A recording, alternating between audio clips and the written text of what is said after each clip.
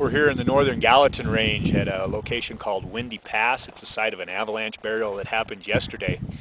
A young man was high marking in this chute behind me. He'd made probably 5 or 6 attempts at trying to break over the top of the ridge here. He was coming back down the hill, we think probably in this general location right here, when he triggered the slide, which caught him down at the bottom of the hill. It picked him up off his sled, threw his sled into the trees, and buried him about 2 feet deep.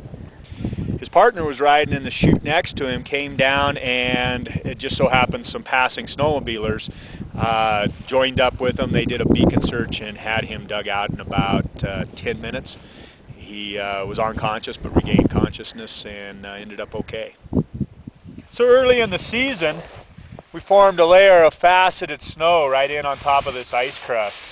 You can see how easily those crystals come loose off that layer. I've isolated a column. We're going to do a compression test in order to determine how much force it takes to get those crystals to break.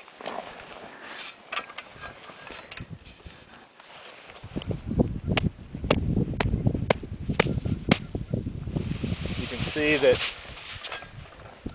on a compression test 6, we broke that layer of crystals loose.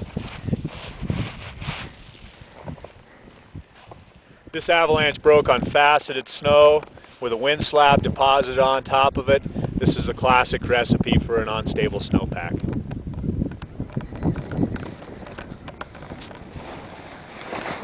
If you look uphill at the chute where the young man triggered it, the slope angle is in the high 30s.